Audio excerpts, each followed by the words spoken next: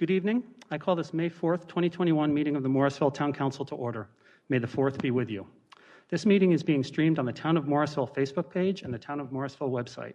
On March 7th, a video of this meeting will be uploaded to www.townofmorrisville.org/government/live video.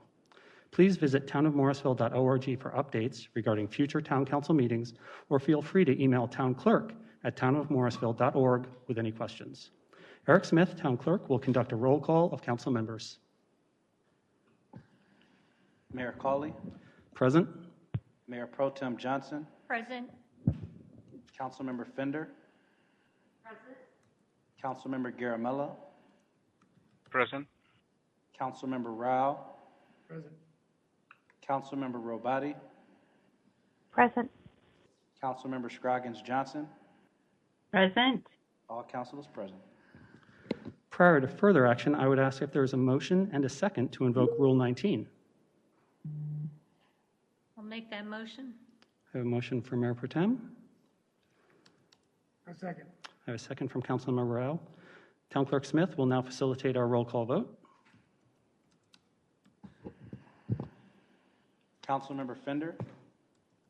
Aye. Councilmember Garamella. Aye. Councilmember Rao. Aye. Councilmember Robati.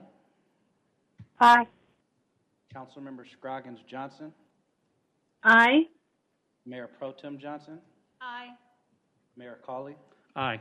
The motion to invoke Rule 19 passes unanimously. Thank you, sir. There is one discussion item on tonight's agenda, FY 2022 proposed annual operating budget and related items. Town Manager Martha Page will open our discussion. Town Manager. Thank you, Mayor, and good evening, Town Council. Although we've been challenged this past year by what might be categorized as the good, the bad, and the ugly, much was accomplished in fiscal year 21. And as my favorite county manager, David Ellis, said yesterday, financially, the worst did not happen in fiscal year 21. But I am still ready for Morrisville to relaunch into fiscal year 2022.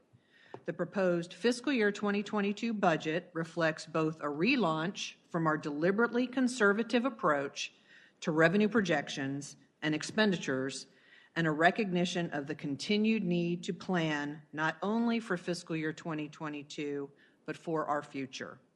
The proposed fiscal year 2022 budget represents planning for the long game, not just for the coming year.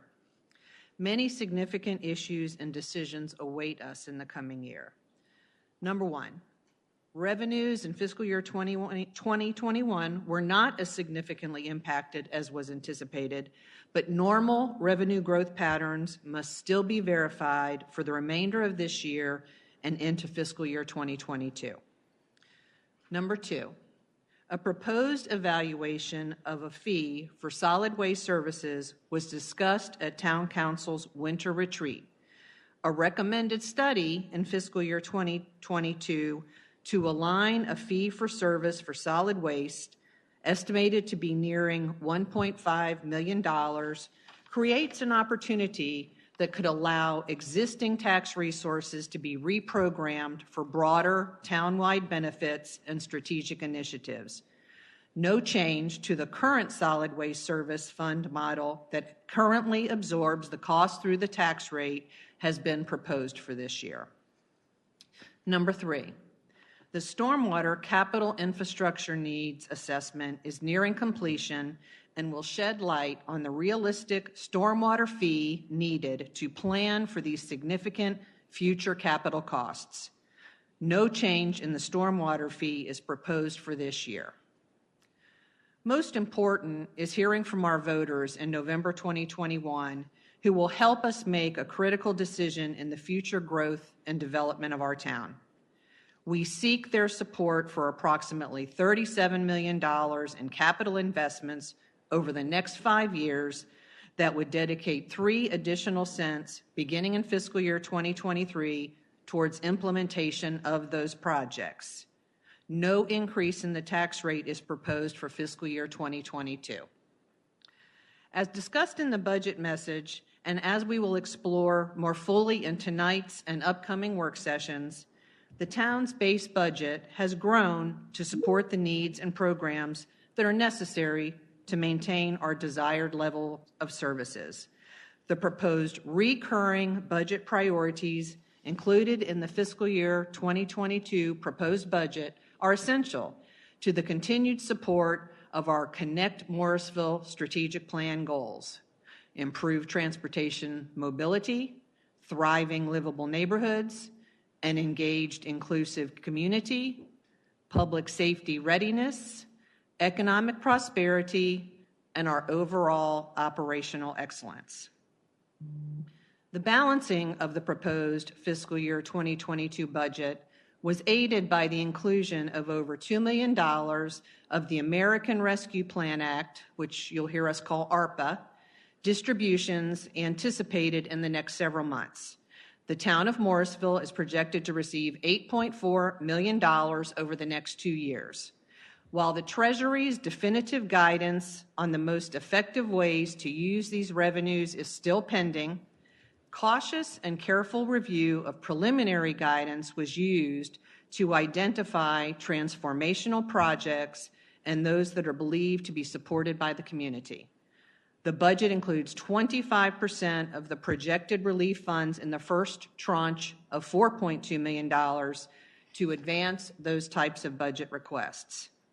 The inclusion of a fiscal recovery officer in the proposed budget will allow us to oversee a community needs assessment, assist in timing and planning for the remainder of the ARPA funds, the ARPA required documentation, record keeping, and monitoring of programs specifically for these funds for the next 4 or more years, and to directly support ARPA-related programs.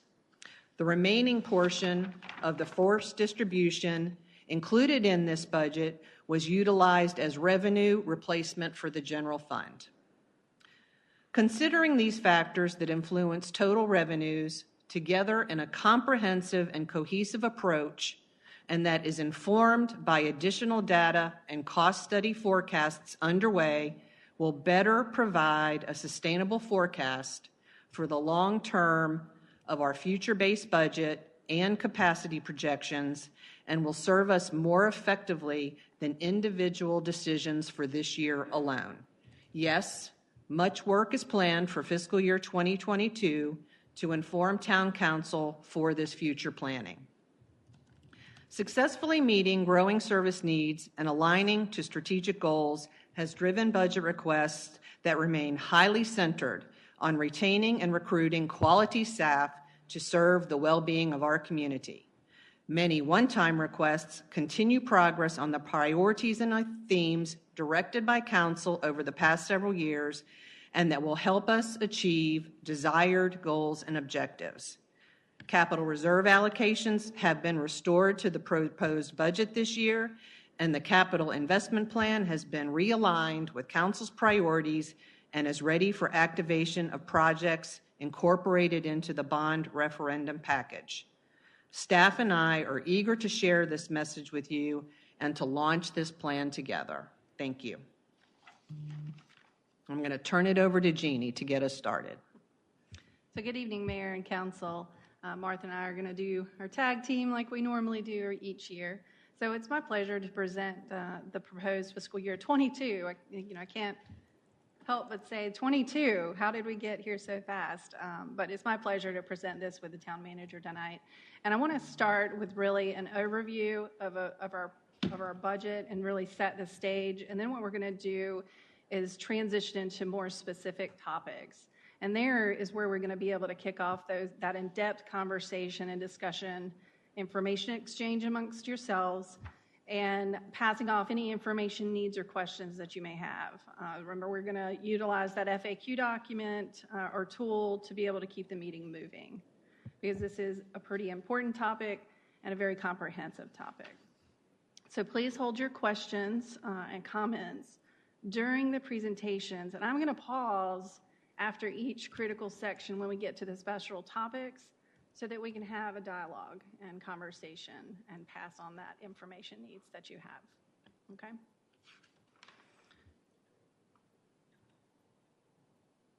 First, I want to really go over what our calendar and our process expectations are for tonight and throughout our review of the budget.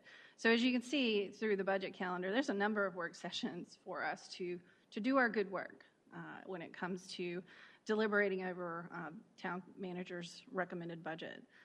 We are going to ask that final guidance from council, if you will give consideration, that it be given to staff before the public hearing. So that would mean on or by May 20th meeting. And what that will do is it essentially accomplishes two things. It allows us effectively to respond, get you the information that you need, but more so the public can actually hear your deliberations and come to the public hearings and be able to speak to anything that they may have heard as a part of the conversation. So we think that's important to try to set that goal. So staff encourages something else that you've heard me say in years past is that you put on the table early and share your interest sooner rather than later with each other. You each need to hear from one another how you feel about this budget and what it's going to offer the community. And that's not something you hold till the end of the conversation and dialogue. It's something you need to start tonight, even as we break for each section and have that exchange. Put your thoughts out there, your needs and your interest early, so you each know where each stands. It's a pretty important part of this critical information exchange and getting to an adopted budget that you hopefully can all support. And as always, I'd like to extend my thanks really to everybody that's had a hand in preparing this budget. It's touched by so many to get us here today, and as well as love working with Martha. We were just commenting about how much we enjoy budget and working together. And then also I want to just express to you just my thanks for your hand and how you're going to touch this and make it your own. So I'm going to pass this over to Martha again. I think she's going to talk quickly about the calendar. Yes, so one of the things we talked about when we adopted the budget calendar earlier this year was sometimes we get in a pattern of just continuing to talk because we've scheduled time versus making efficient use of our time.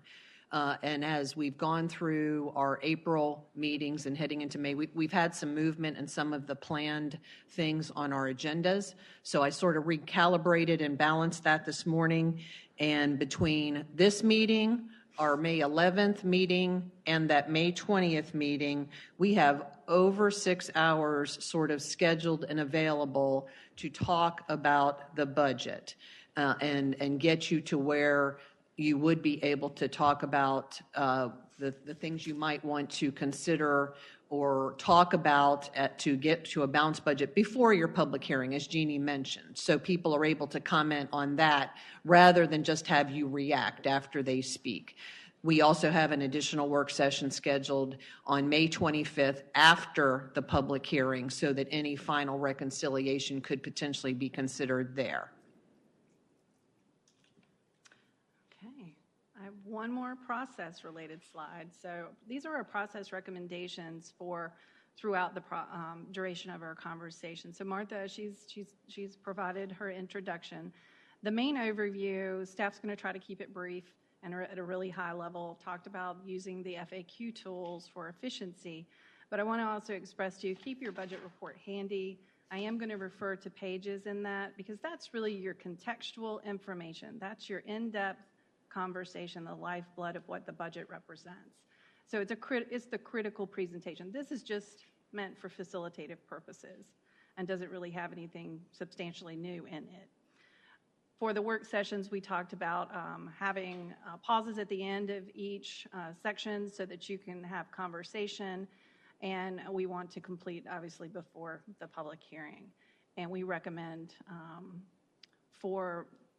we actually recommend May 20th. I did not correct that slide, but we want to have that information by May 20th. So if you're okay with that, we're gonna move forward. I certainly look forward to our conversation as we go. Okay, so let's begin with an overview, and then we're gonna transition to those special topics. I would like to get through, so I'm gonna set a goal. I would like to get through each of the special topics tonight, including the overview. That would be personnel, overview, personnel, and budget priorities, if possible. So that sort of keeps us on track with our budget calendar. So we'll go about 2.5 hours tonight, and we're going to break between those major sessions, personnel and priorities, unless someone needs to break sooner. Is that okay? All right. So I think, Martha, you're going to talk a little bit about this, our 21 resiliency. Yeah, in the budget message, as I was reflecting on really what we did accomplish, I provided for you on page 12 and 13 really just a hallmark for each one of our departments, and despite the obstacles that some of them faced in getting their work done, that we were able to accomplish. And I just think that's a really important thing to celebrate, especially this year. I think it's important to do every year, but especially this year, all the good work that was done in spite of some of the circumstances that we were given. We continue to advance studies, we continue to advance projects, new things, continuing things, and I've illustrated what role each one of our departments has played in our success this past year. I've also provided just the highlights of the big projects that we've talked about. We talk about these on a regular basis, but when you put them in a list, it really does look pretty impressive to me. The things that we've gotten started, the things that we've finished. And so I just always want to take a moment to celebrate those types of things. So let's talk about what council's done this year, because council's been a big part of this as well. So let's recap. You completed 5 CIP policy placeholder priority policy that were developed and we are now using to guide some of the work, including property acquisition, which is so much a part of our bond referendum and could change the face of our town. You've reprioritized the CIP, and Jeannie will be talking about that when we get to that section to share and go over with you the priorities you've given us. Bond referendum is underway. Some of us were here last night. We have a session tomorrow. You okay? You okay? Okay. And we have our portal open that we're hoping to hear from public. We're working on identifying our policy advocates with names that you're helping provide and identify us. So that is good work that's going on. We've just completed a major land use plan update, and we're already working on the associated UDO amendments that you are considering, again, even next week, as you put those things into place for our community. You've advanced the town center discussions. You got those proposals just in the last couple weeks, and we'll continue to work on that over the next couple months. You're updating your strategic plan. As you know, everything we put in this budget is linked to one of those strategic priorities. And as you'll see, the framework for even our presentation tonight is not the individual items themselves as much as where they fit into one of those categories so that we can really demonstrate that. We just updated a sidewalk development policy a couple weeks ago, and you're finishing up on the review of the advisory committee charters and work plans and further strengthening the relationship between the council and those advisory committee. That is also a good long list of work that should be celebrated, and staff thanks you for your role in what we see as our success. I would just echo what Martha said and just add, we are grateful that we are such a resilient organization, and we were very nimble in this year, and that's going to prove us well as we go forward with this future budget, that we have such great workforce and great council and community to work with. So I'm going to move us to talk a little bit about the pandemic impacts. So there were impacts. We, as we said, try to be as resilient as possible. There were projected and actually realized revenue losses. Primarily, there were consumer sensitivities. Largely, in fiscal year 21, you're talking about the limitations that COVID presented in your Parks and Rec department. primarily, and then a few other resources that when the economy is strained, you see it result in the lack of some revenues that would come in. So we'll talk more about those later. And then we experienced some unforeseen expenditures. Obviously, in order to pivot and react and respond, we have to spend things that were unforeseen and we weren't prepared for. But we were able to work through that.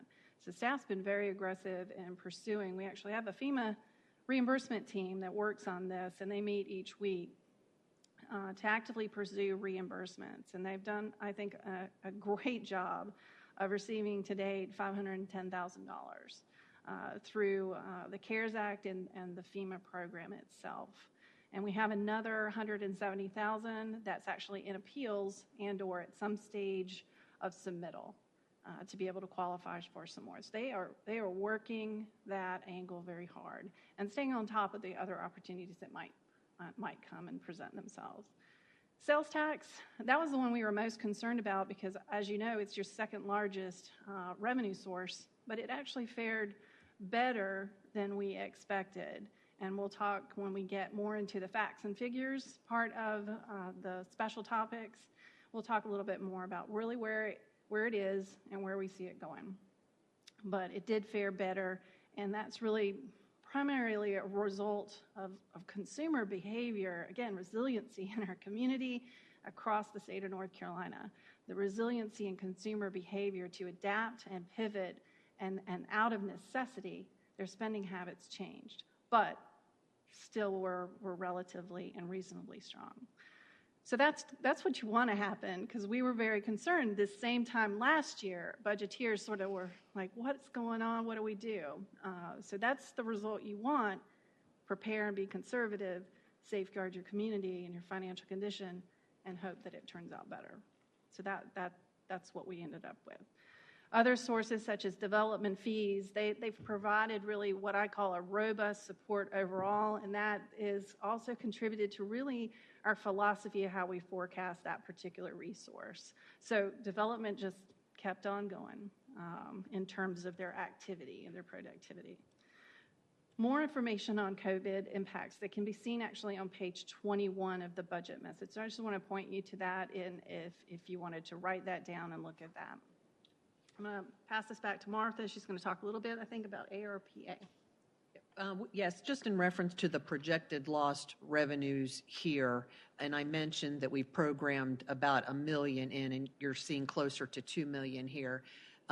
We'll talk a lot more about ARPA later in some of the special topics. What I do want to just reemphasize here is the federal government is still working on that guidance.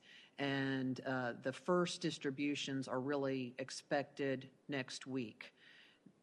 They've indicated they are trying to get the guidance done before those first distributions will go out. So it's possible even by our next meeting we'll have some.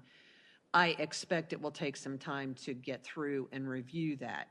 But do know that I am listening to every seminar and webinar I can, as well as reading anything that is available to us by all of our really support and partner organizations so that we're prepared to really know and understand how we can use those monies. And we'll talk about that more later. But did want to just mention that here.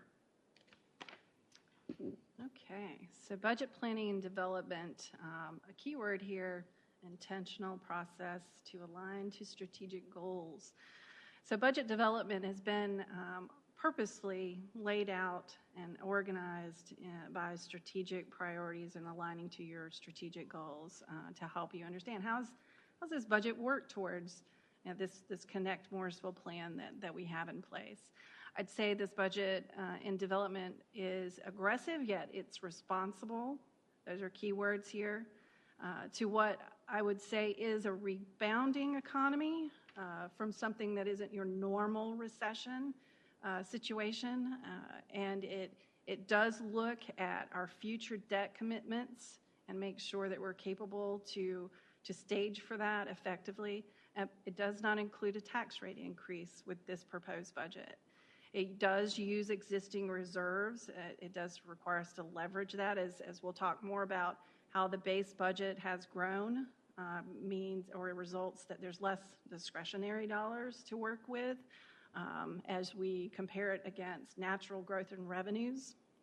It is strategic in that it aligns the timely rescue funds in a way and tries to get really ahead of the curve by including some allocation of that in the budget. So it's planning for the utilization of some portion of that to put structure in place to really leverage and utilize the remainder of the dollars that we would expect from that particular limited short-term source. So key focuses in this budget, I would say, are maintaining quality core services. First and foremost, you want to make sure that you can take care of, in that base budget, of keeping the same standard of services that people experience today, that they can experience that tomorrow, and then maybe improve them where we can, and work towards that quality service. This budget also, it faced some important challenges head on, and we'll talk a little bit about a couple of those even tonight as we work through this. It actually, in our process and development of budget, we approach this very differently. So we always talk about how Martha comes from her side and I come from my side in our analysis of things, all things budget. But in our base budget approach, it's actually a really good thing that we use two different approaches, two different principles to scrub through what is a base budget, to really make sure that what we classify as a base budget is appropriate, that it's not inflated, so things can get inflated over time if you just keep status quo and keep adding a percentage growth factor on there, and that it's not idle money sitting there. We want to make sure that this base budget is working for the community. So we do this each year, and we both approach it in two different ways, and we come to a similar conclusion. When that happens, that's the magic. So we know that we've done our due diligence. And of course, in all things, when you're preparing a budget, you look beyond the single next year that you're planning for. In order to maintain sustainability, you have to look long range. You have to look beyond tomorrow and make sure that what you're setting up for today, that's why the base budget philosophy is so critically important as an analysis tool, is that you're capable of being able to afford that and sustain it from here forward, because you are adding and impacting operations. And you want to be able to make sure that you do have the ability to have discretionary funds to be able to be nimble and flexible to emerging one-time needs that do happen. So in fiscal year 2022, we relaunched Morrisville. I think that's the most appropriate title. And if you haven't picked up on what the circle is all about, so you're talking to a creative person here, that's the button that we're going to hit and relaunch Morrisville. So that's what that round circle means. It's our relaunch Morrisville button. So I hope you hit that with me. So our presentation is designed tonight to really begin, if you noticed, it's a little bit different than in years past. It's designed to begin with the end in mind. And I say that again, with the end in mind, what the outcomes of this budget can provide you. So if you look at the Wordle here, it takes information from some surveys that we've received recently, information from the manager's budget message, and I just picked a few of them out and through here just as an illustrative purpose of some of the things that I feel this budget really accomplishes for you. Workforce, sustainability, responsive services, traffic and intersection improvements. More importantly, emerging interest is we are a diverse community and we have some innovative needs and demands, and I think this budget really helps to align to that as effectively as it can. So what our outcomes are very important, what we desire, what our needs are, what we must do as public servants for the community, and being good stewards of their money, their tax dollars. We also want to make sure that the driver of the budget is really the collective stakeholders' voice, and that's why I tried to pull some key words from many sources, and that I think this budget sort of works for us. That's what the Wordle really represents tonight. And I think it touches as you dive into the details for each council member, I really do feel, and Martha has said this in past budgets, I do feel like it lines up that there's something in it for every one of your interests, your 7 individual interests as council members. I think you'll find something very critical and important to you. And as we have mentioned, this is a transformational budget, transformational in that we're coming off of a challenging year.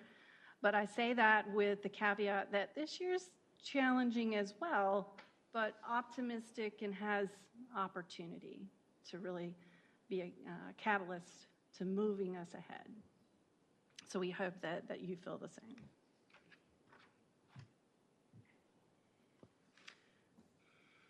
Sorry. So I'm going to talk just a little bit at a high level about your annual operating budgets. Your primary 2 funds that we talk about at this time of the year is really your general fund and your stormwater fund. So the budget has been developed in accordance with the North Carolina Local Government and Fiscal Control Act. That's really what guides us, and it says that we have to present, the manager has to develop a budget, a recommended budget, and it has to be balanced. That means your revenues, I say this each year, but your revenues essentially equal your expenditures in each one of these funds. It has to be balanced in accordance to the law. And your primary funds in this case are your general fund and your stormwater fund, which we'll be talking mostly about, as well as your capital investment plan as we go forward. The overall total budgets, including transfers out, equal $42.2 million, the largest budget either of us have worked with. But $42.2 million speaks to the growth that Morrisville has experienced and the service growth that we have to align to. And to assess growth in the budget, we certainly talked about one of them already. We've used several methods to assess and analyze how a budget grows through the original budget to original budget assessment. How do our original asks line up to each other? How do they change? A budget excluding transfers as compared to prior years. Transfers are those use of other sources that tend to be one-time occurrences. So we pull those out, and we like to understand how does that portion of the budget grow. But more importantly, what I think has evolved to the most critical analysis is your base budget. It's really scrubbing out everything that's one-time, that's transfers, that's capital outlay, and getting down to the core service needs that recur year over year. And that's your critical obligations that you need to continue to align to. Otherwise, you could be inadvertently reducing services if you can't keep those going forward. So that's a really critically important indicator. But we bounce that against the other indicators as well. The budget is proposed to increase the base budget by 9.5% over fiscal year 21, and we'll have more on that topic later to be able to break down what's in that budget. But I will point to your budget priorities are actually set up on, they begin on page 27. This is a great place to look at how your budget's going to grow, how your base budget piece is changing, and what's contributing to that. So in our budget priorities, we do break it down that way so that you can easily get the context for that. So I'm going to just spend just a brief moment. We do have other funds that we need to appropriate annually. I'll not talk through all the other ones. I will point out we do have a couple of new funds, the ARPA funds. In some of the feedback or the guidance that we've received so far and suggestions, it's important that we're going to need to track the utilization of this resource. So it's just a logistical tool to pull it out and put it in a special fund of itself. It just helps us keep up with things and be able to reconcile and prove how it was used and that it was used appropriately.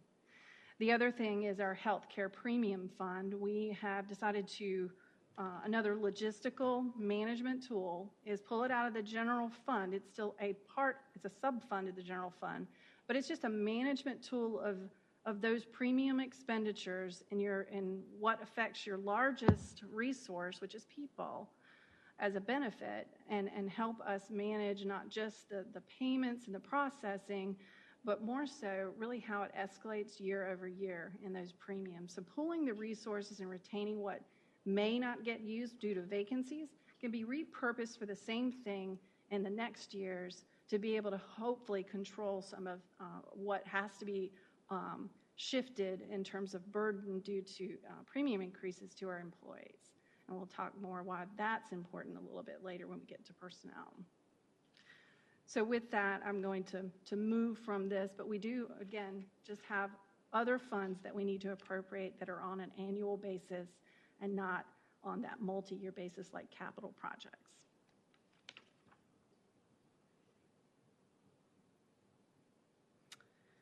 So now let's transition into really the meat of our conversation and get these topics started. A process reminder is that discussion topics, we're going to move through them as a continuous basis, but we will pause after each one of these to have in that important conversation. And we are targeting to complete up to budget priorities tonight. Please, again, keep your budget tools handy and hold comments to the end of each section.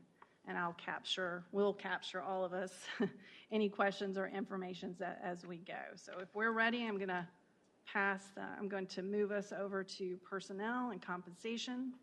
I want to reference pages 17 and 19 and pages 66 through 72 of your budget report. Might be handy to have for this conversation. Personnel compensation, it's a critical topic because you're one of your largest, if not the largest expenditure in your budget. And inevitably, workforce is what gets the job done, gets those strategic goals moving, put in play, and make sure that our community gets to experience the good of it.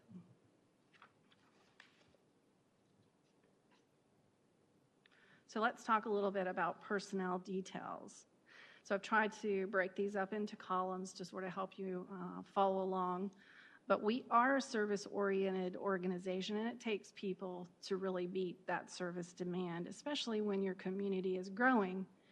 You have to make sure that you're paying attention and looking at where the needs are. Is it personnel or is it other resources that we need to put in play to make sure that we're able to sustain and keep up with that demand and expectation that keeps growing? Especially when we have this new dynamic expectation in the community of interest. Some of those I would say is your open data, for example, your smart cities. Smart cities are a huge umbrella of topics and things that you can do to accomplish that, but it does take resources, not just consulting resources or purchase of technology. It actually takes people to put that initiative in play and keep it sustained over time. The senior center, for example, it takes people to keep it, grow it, and expand it. And we also have this new service we're providing, or will be providing, which is the Smart Shuttle. So not only is it just a contractual relationship, it will take folks or things in place for tracking, reconciling, and making sure the service is really meeting the needs of the community in terms of evaluating it year over year. And of course, one of the biggest ones, we've got a lot of projects, investment projects that we're trying to put in play. And it takes people to monitor that and make sure that we hold our vendors accountable and we get the results from that project that we anticipated, that the vision becomes real and tangible in how we thought it would be, and that it's done in the price point that we expected. So holding our vendors and managing, project management becomes pretty critical. We've got a lot of those that are coming on board, so that's important too. One thing I would note is that I always am just admire about Morrisville, and I think others do too, really. While Morrisville is a lean organization, it's a high-performing organization to have such a trim and lean and streamlined organization. And we expect a lot from our folks, and they expect a lot of themselves in giving back to this community of Morrisville. So having a meaningful merit system that's in place is and benefits is an essential recruitment tool and more so an essential retaining tool. You want to retain the knowledge. We invest in our people.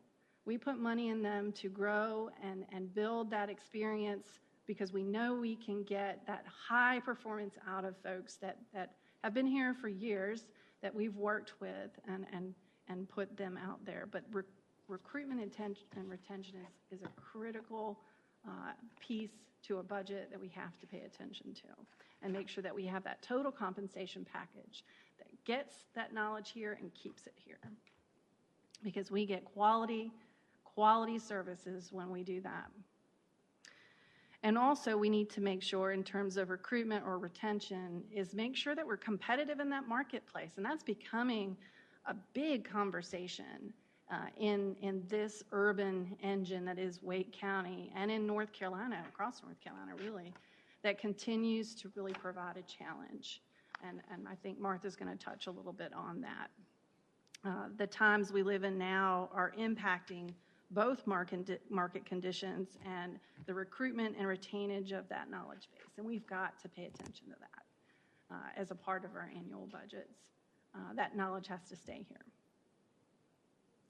So the cost increases, I mentioned a little bit about that earlier, that increases to our benefits, they can also be a part of an important factor when it comes to retaining folks. If we are not able to put in play mechanisms to manage and control those premium increases, we inevitably have to pass it on to the employee, and it really can be counterproductive to merit awards. That's what we have seen in the past. You give a person a merit award, and it gets eaten up because they have family coverage that has escalated, so high that it sort of offsets the two. So we want to make sure that we are aware of that, mindful, and we put those mechanisms in place like the Health Care Premium Fund to help us kind of manage that and be innovative about it to be able to try to hold those premiums down and work within the INSHIP structure to be able to do that as well. I'm going to pause there, and I think Martha's going to talk about current employees.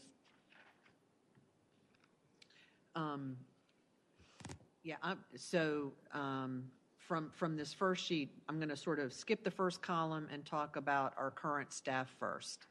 If you want to reference the materials that you have, I'm really going to be sharing some of the information that we've included on page 17 through 19 of the budget message. So I'm sure you've heard this from me before, but nothing is more important to our success, or to me, perhaps, than our current employees and recognizing all that they do for the town. I see and observe and watch that every day. And so recognizing that is important to our success. And I also recognize it's a huge investment in this budget that we ask for when we are looking at something for everybody that's already in our system. And it is. We recognize that that's a large number. And we've talked about this now, for over 2 years. We right before the pandemic hit in November of 19, after we had observed recruitment and retention challenges from the prior year, we did a 100% review of all of our positions. And council really supported the fact that we needed to make a significant adjustment to our salary base at that point in time. And we did that right before the pandemic hit. And that was really very much appreciated all around and really helped us stay in the game, I think, with keeping our employees here. But it's not a one and done kind of situation. So as we started working through COVID last year and the workload on staff and so many not in the office, we deferred performance evaluations last year and just awarded a 3% market adjustment. And again, that I would tell you was the basic way to stay even and not get behind almost right from the start. And so that was what was incorporated into the budget last year. We realigned our 100% review of our positions back into a 1/3. We know the market is volatile for our public safety, who is about 1/2 of our employees. And we're told then that we might want to look at them again, and nothing could be truer. And I talked about how many vacancies we had in just those two departments as of March 31st. No more has this world changed than for police because of the climate, the things that have occurred, and the scrutiny on that profession. And it has long-lasting and deep impacts on officers leaving the profession, officers joining the profession, families worried about what their loved ones are going to go through. And so that market has gotten even more constricted for availability of police officers.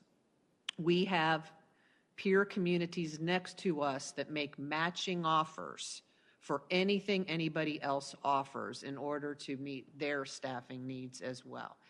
So we are partnering in an advertisement and recruitment consortium to get applications in the door. The police department has worked hard to expedite the amount of time it takes to get an officer from application to in a uniform. It's a much lengthier process for a police officer than some of our others, but because of those competitive nature things, there has been some recommendations through our job classification to adjust those positions by 2 grades, not 1 grade, 2 grades, to, for the first time, have police officers hired at over $50,000. Why am I mentioning that first? Because what it results in our pay plan is adjusting all of those officers to a minimum pay. Our firefighters were also recommended for a 1 grade classification adjustment. And there are other positions, in particular some in public works, that also have 1 pay grade adjustments.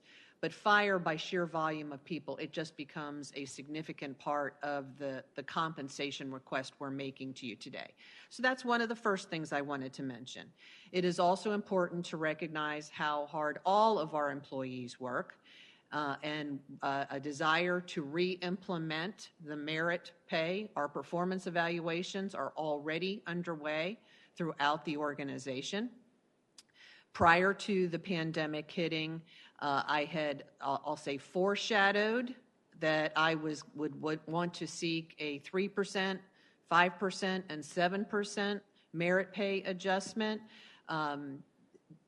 Obviously did not put that forward last year because of our circumstances, and don't think it's the right recommendation this year, but would like to really recognize that far exceeds expectation service, and I'm proposing a 3%, 4.5%, and 6% merit pay reward for meets expectations, exceeds expectations, and far exceeds expectations.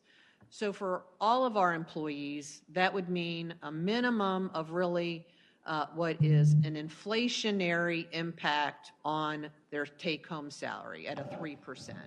And then recognition of that service. And we have pretty high standards that are integrated in with our performance evaluation system. It's not just, I think I'm a far exceeds expectations. There is lots of documentation and support information that has to be provided to justify those types of recommendations. And there's an additional vetting process through senior management and HR to make sure we're keeping those high standards for those merit pay awards. That would roughly average out to about a 4.5% pay award for our employees, just our normal curves, et cetera. And then what we're always trying to be very clear and transparent to you is, aside from the salary, there is the additional costs of the benefits that we have to pay. And by benefits, it's those, the employee or employer has to pay things like taxes and all of the other multiplication factors. So that is included in the numbers that we provide to you. So I do not want to pretend it's not a significant request, but for our staff, I believe it is a reasonable request. And I do request your support for those types of adjustments for our current employees. Jeannie mentioned the benefits. All of our employees, we are required actually to be enrolled in our local government and employee retirement system. There's a required employee contribution. There is a required employer contribution. And because of a long, complicated story and history about rates of returns and investments into the plan, over the last three years, they have been adjusting the employer percentage. So this 1.2% you see is placed on us. It's not an voluntary, and it is not a discretionary cost we have for our employees. It used to be a matching 6%. It is now at 11.35% per employee, and even higher for law enforcement officers. The state treasurer has proposed, and it's been approved, that there will continue to be future adjustments in this rate, although not as significant as this 1.2. And there is a time where there'll be a reconciling as returns may return on the plan. So wanted to mention that. For us, that's $172,000 this year. That just additional 1.2% on our employee compensation. And then Jeannie mentioned the health premiums, so important to our employees, especially those that have family coverage. We joined NSHIP 3 years ago. I can only tell you how much we have benefited with the number of high-cost claimants that we have experienced over the past 2 or 3 years, that we would have borne all the cost rather than that risk sharing with the other pool members. Our increase would be substantially higher than 5%. It has accomplished what we set out to do, which was stabilize our health care plan costs and growth. And we are one of those that is benefiting from the pool by others sharing in our costs. We continue to emphasize wellness, but things happen to employees. And so the plan really is working for us to mitigate some of our costs. We continue to compare that to what a cost of a premium, just a direct premium with like a Blue Cross Blue Shield would cost, and we are benefiting from this relationship. I continue to be on the board of directors for that, so I'm very involved in knowing what is going on, and Lori also participates in all of the monthly meetings. Before I go on to new staff, I'd like to see if there's any questions I can answer about our current staff and those things I've just covered. I think you have it in the message. What's the total cost of your expectation of these merit adjustments and The things like that? estimated cost for the merit pay and that adjustment to the minimum that I mentioned is $950,000, including the benefits that I mentioned, so the escalator costs over what an employee really sees, and then there's some job classification adjustments that we can absorb within some of our lap salary. We'd imagine this is going to be an ongoing, recurring It will, sir. into the Yes, future. it will. So that's about 1.5 cents on the property tax rate for 625 approximately. I didn't calculate it up that way. Okay. But that's a new expense without compensating revenue in the budget. It's one way to think about it. I understand what you're saying. Mhm. I don't call it a new expense. I call it investment in our single most valuable asset that we need to support for our ongoing operations. I agree with that statement. Yes. It is an investment, and it's a recurring, ongoing Yeah, investment I into the appreciate future. that word very much. Thank you. As do I, and I apologize for calling that an expense. So it is an investment. I'd like to recognize Councilmember Fender. I have a question on the healthcare premium, 5%. I may have said this, but I missed it.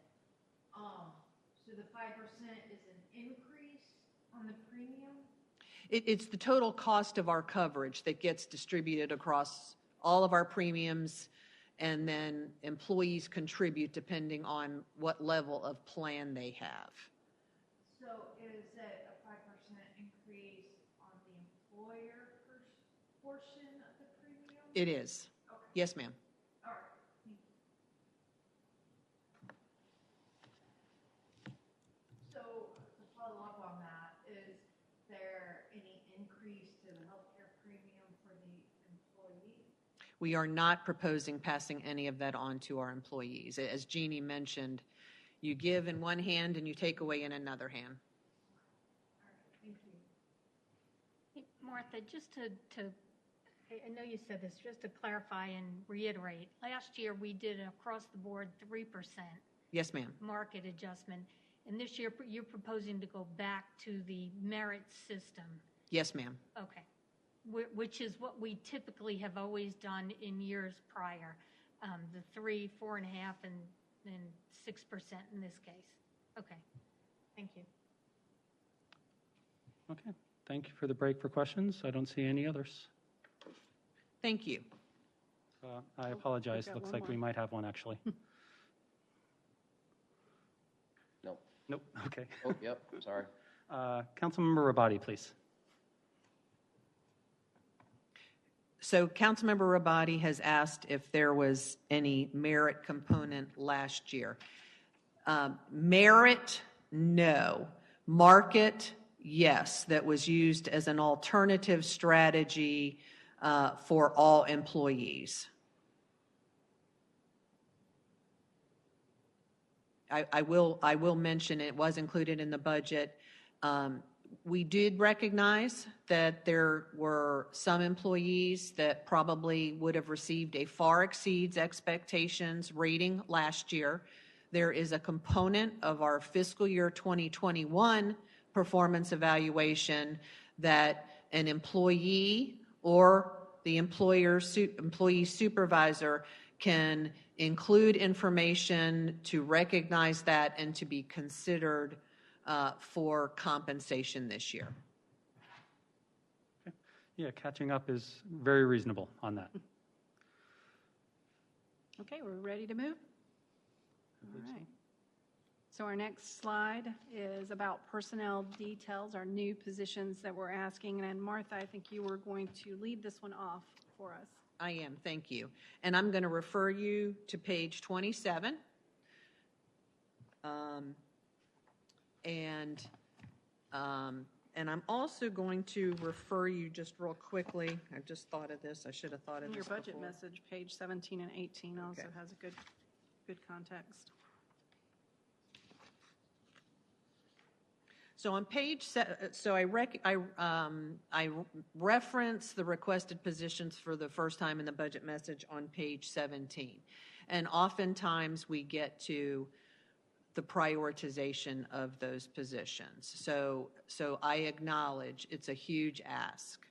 I wouldn't ask if I didn't feel like we needed every one of these positions, and I think you know that about me.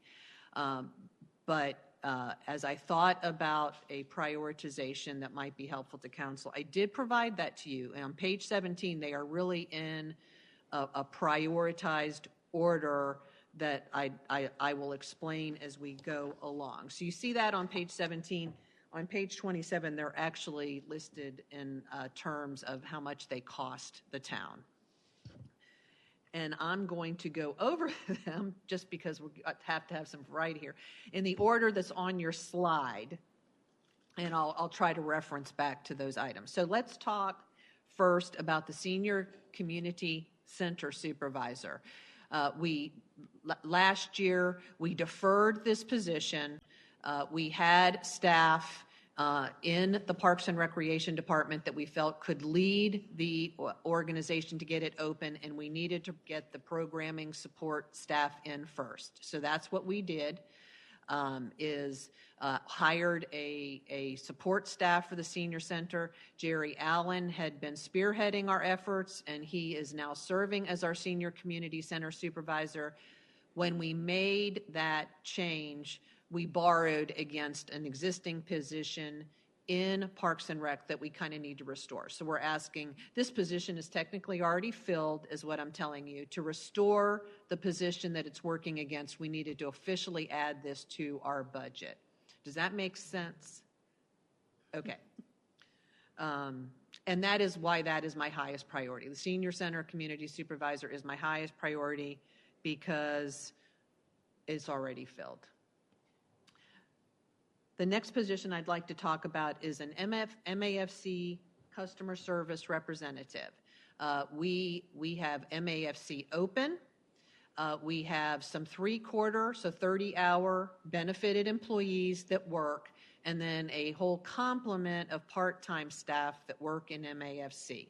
They have really ramped up, amped up their engagement with customers as they come in, and membership at the front, and providing an exceptional customer service experience at the front desk. So that position has become more and more critical, and it's just more difficult to keep that same level of consistent customer service if you've got part-time staff floating in and out through shifts. So this proposal would allow us to have a 3/4 staff with a regular schedule person, primarily in the evening shift. And we've got those cycles of time in MAFC when customers come in. Some of this cost is actually already offset by part-time monies that are in the budget. So if we were hiring a person, it would be $56,000, but we already have about 30 available in our part-time budget that we would use to offset this position request.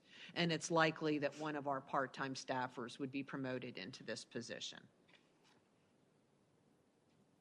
Any questions about the Parks and Recreation staff? Yes, ma'am? Yeah, can I ask a question, Martha? On these pages, starting on 27, where you talk about the specific summaries, Yes, the associated salary, does that include benefits? it does. Okay, thank you. It does. And if you about 30% on top of a salary, 30, 31 is what happens. And that includes all of the benefits that we have to pay, including health premiums. And if you wanted to see that broken down, we could provide it, but it does include salary and benefits. All right, the next section I'd like to go into is public safety. My next highest priority, although they're kind of the same, are 3 fire captains, 1 for each shift. We sort of hire in a bundle. Captains versus entry-level firefighters, really for 2 things. One is, the most important is it allows us to have more of our apparatus operating at the same time, is we need that leadership position for some of our apparatus to make them all go. We've just been, again, very transparent in asking for captains versus firefighters, because if we hired firefighters, they'd be promoted up to a captain. So we've just captured it at the front end to the total compensation we'd be adding to the fire department budget. It is part of the Quint staffing model. This is not a new approach. It supports the ongoing Quint staffing model. And just a reminder that there continue to be additional requests for firefighters in our future long-range plan to get up to that full staffing level. Yes, ma'am? Right. Of the 5 vacancies we have now in the fire department, are they firefighters? Are they captains? Are they at the management level? They are. I won't say they were all. Lower ranks, firefighter, and I hate to put it that way, but firefighters, master firefighters, there may have been a fire engineer in there. Okay. Yeah, I think there was. Thank you. So, and that's a great example. You may remember in a news and notes 2 or 3 cycles ago. I think Chief Criddle was very proud that they were fully staffed for the first time ever, and that was gone in a week. That was gone in a week. You talked about that last. So, Can I ask another question about, because this has come up in the past, about how competitive we are as an organization, and I'm specifically talking about the fire department, related to others around us, our neighbor Carrie, and others. Can you just give us some words of wisdom on that and where we stand on that? I would tell you, as with all of our positions, we ask for a lot from our staff. There are fire departments that do not do the level of customer service, engagement, and training that our staff do. So incredibly high quality, incredibly high standards. And we're competitive, but just in this last batch, I think two went to Raleigh, 1 went to Knightdale. And I will not deny, there are many reasons people switch or change jobs. It's not all money, but a lot of it is money. And a starting salary that's $2,000 or $3,000 more will lure someone away. One of the things that I learned when I moved here is the fluidity of people working just in Wake County. You don't have to move in order to change jobs. And we've benefited from that as well, but that is some of the impact. And public safety positions, there is just that really, really, really high demand. Well, and that's not just us. That is correct. That is a struggle, and you said that already when you Yes. started. That is a struggle that we are all dealing with. Yeah. Yes, ma'am. Thank you. All right, so I'm going to talk about the traffic unit. Just back to last year, we looked at a traffic unit and ended up not advancing the traffic unit. Acknowledge any police officer along with associated equipment in a car is a significant investment. And so we deployed one traffic safety officer at mid-year to get a unit starting the planning and the preparation for that. Chief Andrews has just finished that, I'll call it a recruitment, for officers that are currently employed by Morrisville to be interested, and she is working through that. Rather than asking for the complete 3 additional officers that would make a 4-unit, we are requesting 1 sergeant and 1 additional traffic safety officer to have a 3-person unit for this year. And if you say why, I will tell you because as the world has changed, the community has changed, some of the dynamics that have affected some of the racial justice initiatives, the professional excellence and accountability that is being required from all police departments and the attention to those issues, Chief Andrews' priorities have modified a little bit, and she feels strongly that she needs a police lieutenant to oversee those aspects from a holistic nature for the entire department. And so to balance out the requests, that is the other position you see, the police lieutenant, that would really help with our CAPRA accreditation, professional standards, excellence, accountability, and do that overall for the organization. So those are the police requests. Again, the traffic safety is really a repeat request from last year. And the long-range forecast actually includes that 4th traffic officer once the unit would be up and running. May I answer any questions about public safety? Mayor Pro Tem? There's a trend here, you know. So Martha, there are 7 openings right now in the police department you're struggling to fill, and yet, and I hear you, these are needed too. So tell us how you think you're going to fill the 7 that are open and then the new ones, and then who are those 7, or where did they fall in the hierarchy of the organization? So Chief Andrews, so good news is one of those is filled. So we have a new officer starting next week. And I mentioned that they have done some things internally to expedite the amount of time it takes. So a potential officer could apply for 3, 4, 5 departments all at the same time. And so some of it could just be timing. So she's made some internal efficiencies to try to get ahead of some of that. She and I talked even today about the whole process and what happens after an application comes in, just so that I would be able to talk to you and answer some of these questions. So she says they've modified some of the things to do to put a background investigation a little bit earlier in the process to get any of those things that might need to get addressed done earlier in a process. Some of the timeline is not ours, and I've got my former police chief here to help me if I've got some of this wrong. You have to have, after a conditional offer is offered, that's when psychological exams and lie detectors and those things have to be done before the state will certify you as a police officer. So there's some of that timing that has to occur. They're also looking at, one of the things that got stopped in COVID was the BLET classes. So there was that pause on that. She says they are getting some of that flux of BLET out. And then there's people that now perhaps want to be sponsored through BLET class so that they know they have a place to go work once they've completed class. So I'd say she's broadening and exploring the opportunities. She did, and we talked about asking for positions when we can't keep the ones filled. Most of the police officer positions that have been vacated are officers. And I would say there is a variety of reasons. The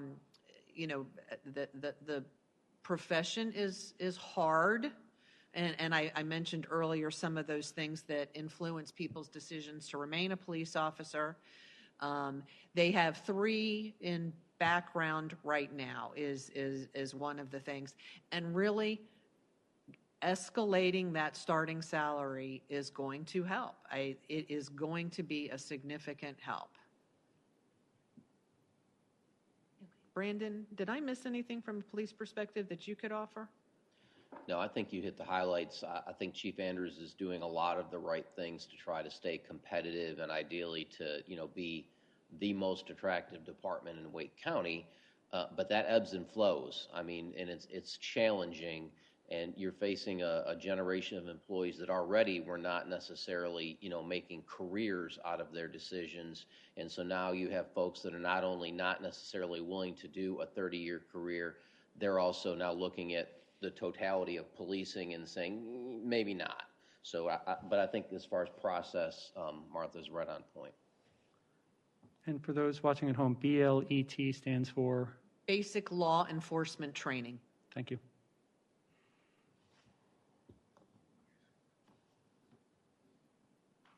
So, and just that we need those officers on patrol is mostly where we lose the officers. It's just where most of our officers are, is on patrol. Councilmember Fender, please. I have a question. I'm just thinking, given the circumstances that you're talking about with the social justice issues, I would think for some, Morrisville would be an attractive place for people to come from Raleigh to Morrisville, that we would be more, I don't know what the right word is, but I mean, it's not going to be as intense. Our community is not going to be as intense or have as many of a lot of the issues that the city of Raleigh would have. So does that play in at all? So I tend to agree with you, is we really are able to offer community policing, engagement with the community in a different framework than many police forces might offer. I don't know that people know our community when they're applying for some positions. I would say none of us really probably overtly steal from others. And again, it's just hard to say it, but it's a reality. If you've been in a different system long enough, your salary is going to be higher than we're going to be able to take you away and pay you.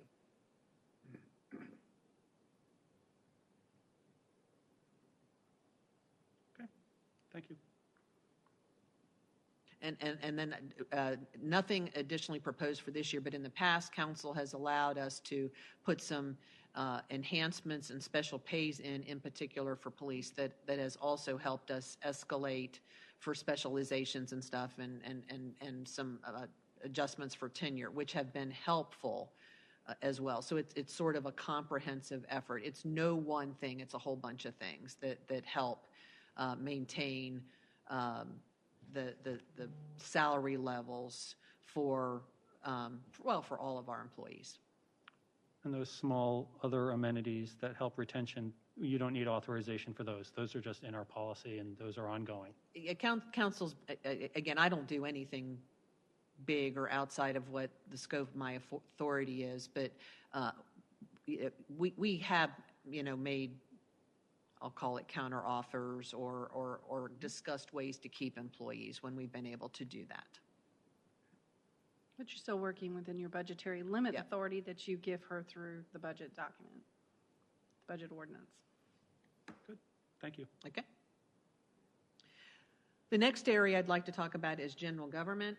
The financial services manager is again another repeat position request from last year. Last year it had different title, enterprise systems manager. In all candor, staff talked about perhaps we had inadvertently confused council because last year we had also requested a network systems administrator, and they both sounded more IT focused, where this one is really front-facing customer application for some of our enterprise system, as well as financial related information, data, and support. So we've ensured that the job description reflects that and the title reflects that better, that this is not a back-end application as much as the front-end service to integrate all of the department data and information that flows through and integrates into our financial systems,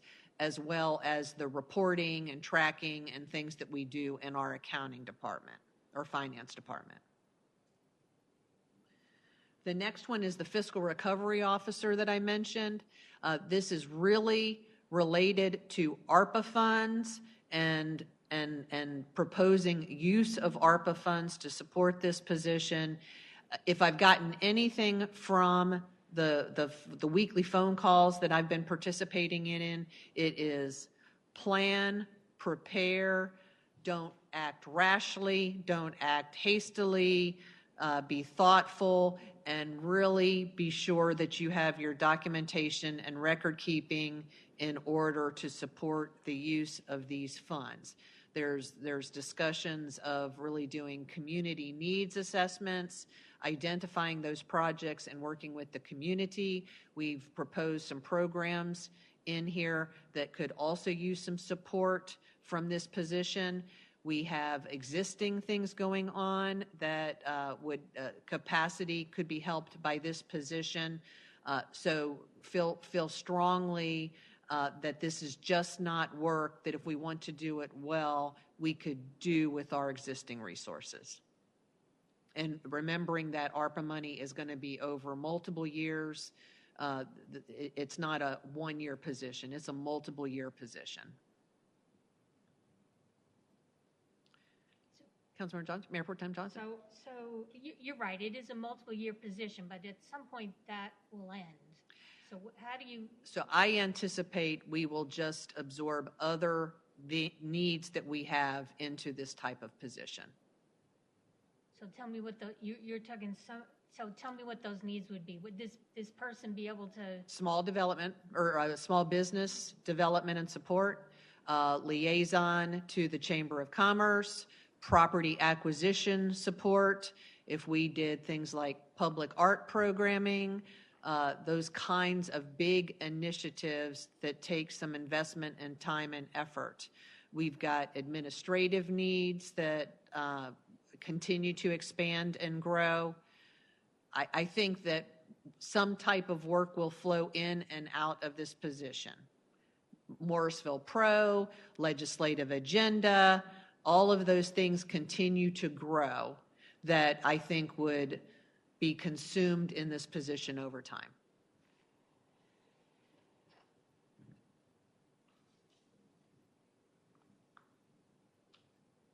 Title may change, but I think a position would still be needed.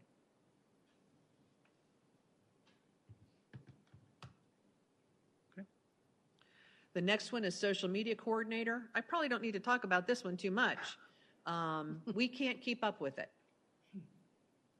And another benefit of this position is right now, Ruel and Will are sort of tag teaming website and social media, and dedicated resources to both will help them interact, engage, and complement each other better, as well as work with and communicate and collaborate with our department, social media editors.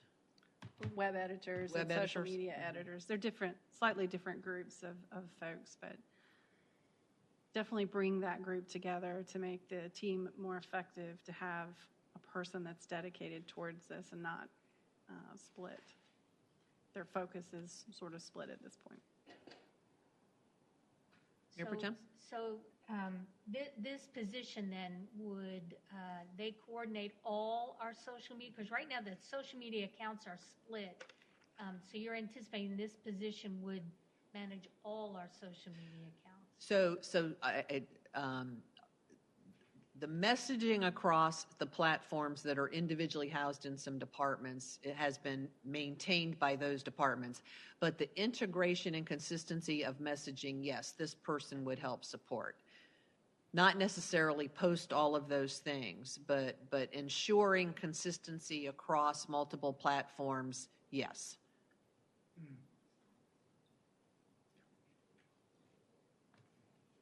And there could, and I know, I think we probably all think Facebook, but even the platform participation grows in all of those other platforms as well. The other thing to consider is you have the Engage Morrisville platform. Is that what you were referring to? Well, that's a Platform. huge one. That's a new element that we've added to the mix here, and it has the potential to really take off if we have people that can help embrace it and put it out there and utilize it effectively. But it does take people to do that, and then balance what you put here, because it's meant for certain things, versus what you use social media for, what you use the website for, the newsletter, and the other outlets that we have. So putting those resources in place to be able to manage the many different mechanisms that we appreciate and our community appreciates is going to be very important to keep up. You all set? Okay. Councilmember Fender, please. I just wanted to clarify that when you're saying they coordinate the message across, I think you said departments. Are you referring to like stormwater, the fire, the police? In addition, I guess another question I have with the social media, are there, so we do messaging on Facebook, Twitter, do we do Instagram? Are there others that I just don't know about? Nextdoor, Okay. LinkedIn, Okay. I think Flickr. So all of that compounds over, what we expect to put out there in those multiple vehicles, and it becomes a lot. It becomes an enormous factor.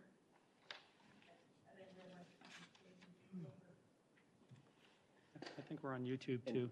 If I Yeah. could, Councilmember Fender, if you could bring your mic to you, they're having trouble hearing you. Can I Sorry. make a Thank comment? you. Blinking red Her light also. is flashing. I think her battery is going on that mic. I can see the light flashing. I believe we have a question from Yeah, in the Councilmember meantime, I'll Rabati. recognize Councilmember Rabati. Thank you.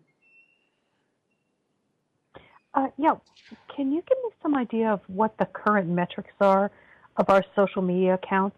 So we I can, mean, oh, I'm sorry, go ahead. well, I would like to know if that's a resource by which we're reaching a lot of people before we devote a full-time person to it. You know, is that where people are looking for us on social media? And if so, also, which accounts are, I mean, I haven't even heard about Flickr yet, so, you know, maybe that's a huge thing, but, you know, I would like to know if that's where people are looking for us before we devote a full-time resource to it. And also, are we on TikTok? No, I do not believe we're on TikTok. I feel strongly that we should be on TikTok. Just putting that out there. So Councilmember Rabati, I will certainly put that as a part of the FAQ so that I can go back to the communications team and make sure that we get those metrics for you for each of the platforms, as well as the other vehicles through the police, fire, and Parks and Rec, for example. Okay. Thank you for the Thank you. question. Okay, so that'll be, it sounds like that's our first FAQ. First FAQ. All right. We need a bell. So just to be clear, I don't think that current metrics are necessarily the thing that should drive the decision-making about whether we need a person or not. But if the metrics on those accounts are low, I would like to know specifically what the plan is for the person to do, how they're going to spend their time specifically to bump up those metrics and create more engagement. I agree with that add-on, and that's definitely where my head was. It isn't always about where we're at today, but where we want to be tomorrow and how we want to leverage it more effectively. So very good point and add-on, and I will make sure that that's a part of the FAQ. Did Councilmember Scroggins-Johnson want to speak? Okay. And if just a broader, I recognize we've provided you 2 or 3 sentences about each of these positions, and our goal is, of course, to substantiate the request and keep you out of, you know, a 2-page job description details. But if there are additional details for any of these positions, we are more than happy to provide them about the specific positions that you have. We have that. We just don't put it in the document. I frankly would like to see the backup information for all of them. Okay, there's the second FAQ. Councilmember Scroggins-Johnson, please. Yes. Gosh, Councilmember Robati just beat me to the punch. I would like to see the studies that you were quoting about compensation and recruitment. And I think that's exactly what Councilmember Robati meant about the backup detail. Just so that we could see those published studies too and have a better context for the request. Could you say that last word again? Context? Okay, thank you. Yeah, you know, the wraparound, because you don't have studies for everything, I realize that, but, you know, the public safety studies are really critical, and I'd like to know more. Yeah, so we'll provide you information. We hire a consultant to do those studies, and we'll get you that information to share that, yes. Perfect, thank you. Councilmember Fender, please. This is probably a stupid question, but going back to the police lieutenant, is that lower than a captain? It's what it's the officer position below a captain. So do we already have lieutenant positions now? We do. This would just be adding Yes, ma'am. additional. Okay, thank you. I think we're on smart. All right. Last general government position is a smart city program manager. Last year, this was actually on our future forecast and was projected for perhaps 23. And we need it earlier in order to continue our momentum with the initiatives, the requests this year, and the open data portal. In particular, the mobile app development is an integrated, complicated project that will take lots of time and effort, and that's including support of other IT staff members and just accelerated a year to keep that momentum of those projects going forward. And again, both our Smart City and our sustainability programs are working together on a lot of initiatives, but work in both departments. Councilmember Rabadi, please.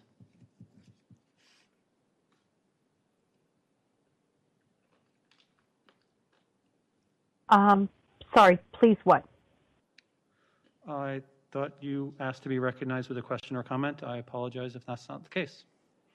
Oh, I mean, I just put in the chat, this is the right time for a smart city coordinator, in my opinion. I think this is a good time to do that, and I hope that we can figure out a way to make that happen. So this position in particular, you mean? The coordinator as program manager? I do. Okay.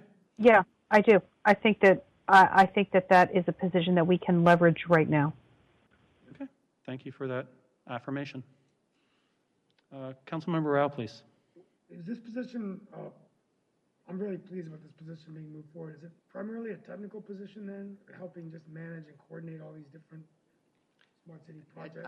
I'd say professional technical, but managerial oversight of projects, yes. Smart city projects. Yeah, this isn't a data tech. This is a project leader manager, Would they coordinator. be leading some of the open data stuff as we release data sets to the public and stuff like So that? we have staff working on the data, Okay. yes. But as we introduce more data sets, that's part of it as well. Every time you add a new data set, it has to be managed and maintained.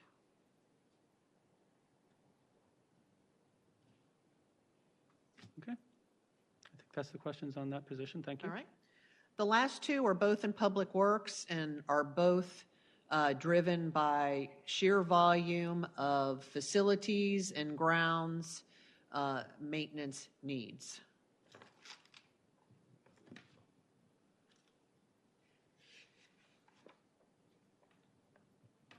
And I guess for those at home, is facilities maintenance more buildings and grounds is more Parks and Rec? Yes, sir.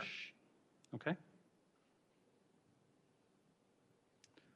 Thank you. I don't see any questions on those two. So just wanted to make sure to point out that 6 of those were listed or noted as deferred from fiscal year 21. I just wanted to reiterate that. So last slide, and then I think we'll take a break, Mayor, if that's okay, after we get through some questions on this particular section. I think that will line us up pretty good. So last slide is really what's the data say about how Morrisville is growing in terms of its full-time positions as measured to our per capita rate, our population. So over the years, as you can see, Morrisville's per capita numbers with people as our population has grown is not quite keeping up, or we have to determine is 6.7 full-time enough to serve 1,000 people in Morrisville. I think that's something you have to decide as council. I'd say your town manager's telling you it's not quite enough when you add growing service demands, new emerging interests that requires different skill sets and knowledge base to bring into the organization to stay ahead of the curve. You've got a lot of tech type or high skill set type positions in this particular list here, as well as folks that get the work done and take care of what we already have, which is equally, in my opinion, as important as new emerging items. I mean, if you don't take care of what's already there, the facility folks, then you end up paying for it more later over time, and it becomes more expensive to replace these assets we own, or it becomes safety issues in our parks when people are not taking care of the grounds equipment, for example. So basically, it's a declining trend is what we're recognizing here. And what I will promise to bring back to you, we are currently working on it. Don Rabb, our management and budget analyst, is actively collecting peer data information. Everybody's sort of little, holding it close to the vest right now because they haven't presented it to their council. So she's got a few folks that have shared, but she's working on that. We'll probably see within the next couple of weeks this flood of information sharing across all budgeteers across Wake County, and we'll be able to provide you a comparison of this same chart as to how we are with other jurisdictions if you look at us one-to-one. And I would say that the other thing that's pretty evident here is in our evaluation of positions, while we have probably all this information that we could bring forward, is we do a really good job of vetting positions. We don't take those lightly, or the town manager does not take those lightly, because it is a critical operational impact that is over time adds to your operational budget. So we don't take it haphazardly, we take it purposely and intentionally and work to align what we get from these positions to our strategic goals and initiatives. And you'll see that with the breakdown of information. It'll become clear why they become important. So I'm going to pass this over to Martha to talk a little bit about long range. It isn't just about what we're doing today, it's about what we need for tomorrow as well, and we do ask our departments to think ahead. And before I touch on that, I just mentioned, as Jeannie mentioned, that they collect peer data from our communities. HR also does that for some of those merit pay, and we do have some preliminary information that 4.5 is in range, but we will also be bringing you that back as we gather that information from what other peer communities are proposing for those salaries. And that helps us see where we're at in the market. So that is also happening. And Jeannie's correct. If you look on page 23 of the budget message, and we've done this for you several years as well, just, part of the messaging is, yes, acknowledge it's a lot of positions, and we sort of see what happens when we had to defer some last year. We had to do that. They just don't go away, and they accumulate, and so those numbers get big. And so as a part of the process, we do ask the department heads, what are you looking at in the future? And we don't vet or review or really look at those other than it's a snapshot of a department looking ahead as well. And it just is some context of we continue to have needs, and you can sort of see those. They're really pretty evenly divided by our 2 public safety departments and all the others. Parks and Rec and Public Works are those bigger other departments for programming and support of our facilities. But do know that those aren't requests, those aren't expectations, they haven't been reviewed, but our departments do look at that on an ongoing basis. Okay, so I'm going to pause, open the floor for some questions, information exchange, and then after that we'll do a break. Okay, thank you. I had just a couple of questions on this slide in particular. Okay. If we don't have anything by the 11th from the other peer municipalities, perhaps you can just refresh us with last year's data?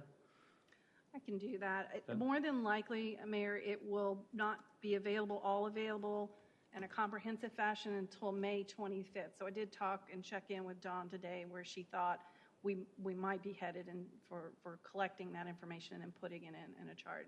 And she sort of felt like as compared to when we got it last year, it would probably be May 20th. I think I can make that happen for you. So as this is showing over time, last year's would be helpful as a comparison. I agree. Also, basing the 6.7 in 2022, is that what was your denominator? What was your number of residents?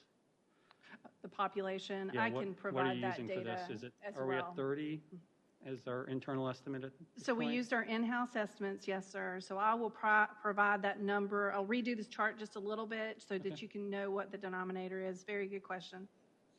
Okay, looking for other questions on this slide.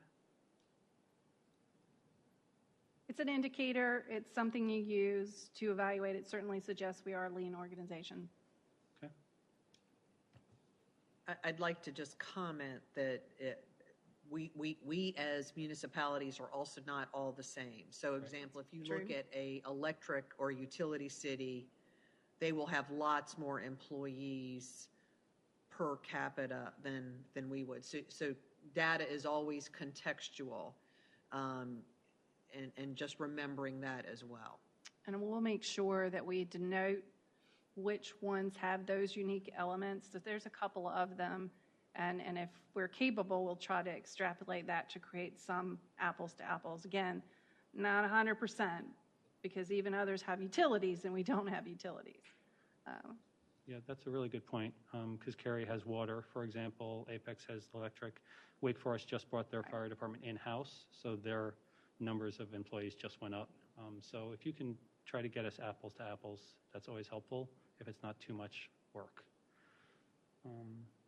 Other questions? Seeing none, this has been a really good first start. Councilmember Rowe? The questions on the American Rescue funding, would you prefer those for later? Yes, please. Yeah, we have a special topic for that. Is that later, is that tonight or? It'll be next. Next time? Yes. Okay, thanks. I'll come prepared. So Okay. was Stafford suggesting a 10-minute break at this time? 10-minute break would work. Okay, if we can please reconvene at 7:52. Thank you very much. Great job so far. Everything's going really well. Thank you.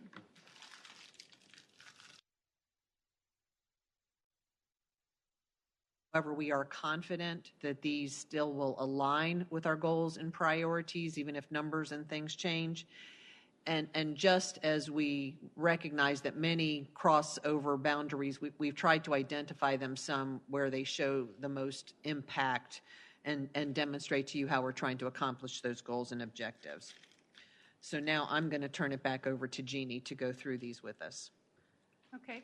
So our budget priorities in the budget report are on page 27 through 39.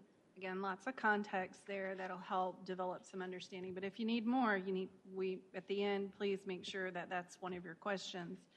As we go through these, many of them are operational, but I did actually include capital because it is something we have to plan for the future. So I did sort of combine the two.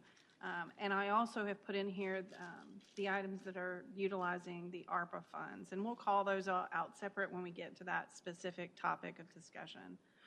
So let's get going and talk about our first one. So here we can see in improved transportation mobility, the things in the budget priorities that line up here best. Again, some may work for more than just one item. Here we see the influence to plan and align to those future needs that relate to the bond and the CIP and the needs in order to provide for those. So added connectivity through multimodal means is critically important here, addressing traffic congestion, putting studies and people and things in place, and building on the new smart shuttle service that's being provided. So we're taking it to the next stage. It started last fiscal year with some reoccurring costs, and we're now building upon that and to initiate it. And we are committing dollars. We've folded that back in this year for tomorrow's project. So you see that commitment towards that transportation capital reserve, which council feels is very important. I'm going to check in with Martha and see if there's one or two that she wants to highlight. No. Have you covered your whole list? Mm-hmm. All right. The couple comments I want to make are just some other things going on around this area. One is even just at our last meeting, we talked about separating out that Morrisville Community Park. I'll call it that sidewalk segment from Morrisville Parkway into the park with current engineering design funds. We've already initiated the process to get that project designed and underway. So we'll be able to bring that back once we have that cost estimate for that project. You know, that design process takes a little bit of time. And then just in general, with our sidewalk and intersection improvements, along with the bond, we've got project estimates that will help better inform the total investment versus incremental investments. Did not put anything in the budget because we'd just be guessing at numbers. but we would plan on bringing forward either a plan or request for funding out of fund balance or capital or as a part of a bond package as we get that information available to us. Okay, our next one is budget priorities that align to thriving and livable neighborhoods. Here you see a lot of evidence of that policy commitment that council worked so hard on. You see the alignment to use those investments or that policy to provide direction to create good investments that really deliver on those thriving and livable neighborhoods and connecting people.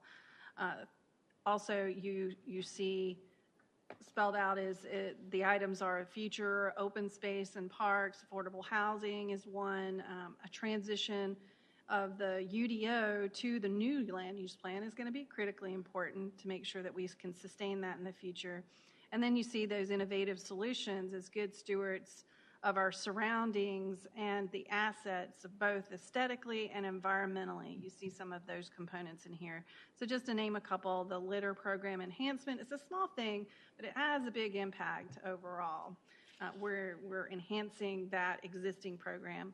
Landscape improvements and enhancements on greenways trails become pretty important to our community. As they walk down the trails, they want to make sure that they have a place to sit, that it's aesthetically pleasing to them, and that they're comfortable being on the trail. So upkeep and renovation is important.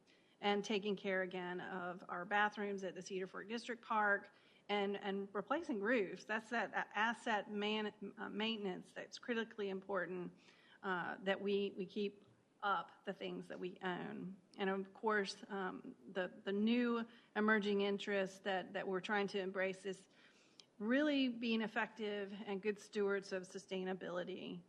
So we want to be able to develop a plan, and we want to be able to take that next step on some initiatives we've already started with an EV assessment, some additional stations, and then continuing those solar enhancements.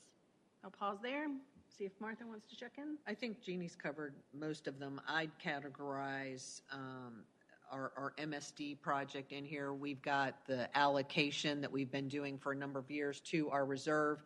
We've asked Giselle in Public Works to evaluate where or if or how that project could interact or be incorporated into our annual road paving and our updated PCR report. That work is just not done or reviewed yet. So we've proposed the same allocations in the budget as we've done, the $300,000 for the proactive. And I don't advocate for moving that to reactive. It doesn't help us with our PCR and why we've put that in. But if there are options for that MSD, we are at least exploring those to bring those back when we have that information for you. All right. So engaged and inclusive community. In this one, we actually see evidence of putting people in places to even do more, to take on, to embrace and engage and build something even better than it is today with Smart City Program Manager and a social media coordinator. Those are the things that kind of fall in this category that take us a step further with data intelligence and access, critically important. Social media, how we outreach to the community is a strong resource in Morrisville that we want to do better at, and we want to make sure that we have the people in place in order to accomplish that and set the bar high, as we always do in Morrisville. So with this goal, there's just really strong alignment to workforce resources to fulfill those emerging needs and ways in which that we can provide vehicles and outlets to bring people together. That's a critical part of this particular strategic goal, and making sure those things are in places and through open data, smart cities, information vehicles, elections, and even marketing campaigns. Martha? The only other one I'd like to comment on is the National Citizen Survey. We've done that twice, every 3, 4, 5, I think 4 or 5 years. We're sort of at the tail end of this. This will complement well that community needs assessment that we talked about with ARPA funds. We do a lot of surveying of our community. This one is really related to satisfaction with our services, not what are you looking for, what do you want, or about a specific topic. But it's good for us to reassess and check that every year. It's conducted through the ICMA and the National Research Center. So we have a template and some benchmark data that we can use. So it is good to keep up with that. And we're at the tail end of how long you want that to go before you check that data. Two more I think I'd throw out there that I should have mentioned. First and foremost is really the bond referendum. I mean, how it's going to carry us to that next level in the investments in our community and what it does for us. So I failed to mention that. And one that's just really interesting that you might want to read the context in the budget document is the Esports Innovation and Partnership. That has huge potential. It's starting small, but the possibilities are pretty big. And so we'll see where that type of program could carry us, but was certainly a pilot type situation is what's being suggested. And it's it starts with Parks and Recs, but it does have that technology component with it. So I know our IT department is involved with supporting and working with Parks. That's the lead on this. But just an interesting, innovative item.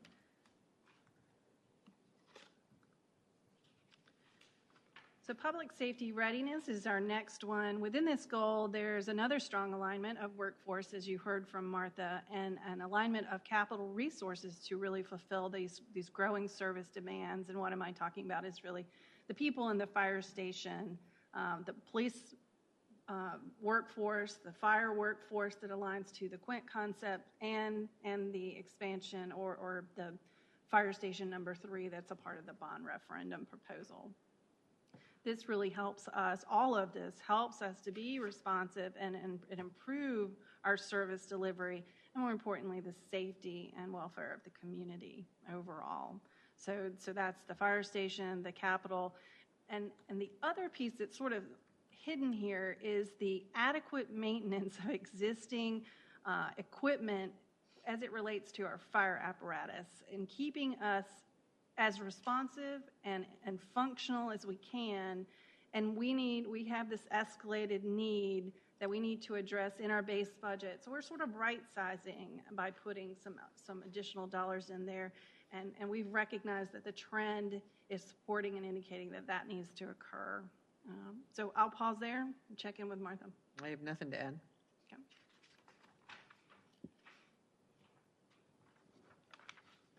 Operational excellence. Well, pretty much everything probably affects operational excellence when it comes to our budget proposals. But these are the ones that I think best align to operational excellence. So overall, it begins with our people that do the work for the community. So again, we're a service-oriented organization, and we need to acknowledge in order to do more and do better, it may take those types of resources or other forms of resources to get that done. So retaining that knowledge and recruitment through and keeping that experience really requires a healthy compensation plan, and that falls within this category. The current environment presents challenges that we must face. You've heard from Martha about what those compensation challenges are and keeping up with the market. This falls in strategically within your goal to face that challenge and ensure that we can keep these resources in play for the community. And this also covers evaluating and assessing that our base budget is doing the work it needs, recognizing when it needs to be adjusted, either up or down, and we recognize there's some cost escalation depending on certain commodities that just grow faster or inflate at higher rates than your typical consumer price index. And those things can be your utilities, your landscaping contracts, those things that we farm out for services. They grow annually at a higher rate than other things like supplies, for example. So we want to make sure that you're aware of that we put those on the table and are transparent, and of course technology. It just is a whole different ballgame how it inflates.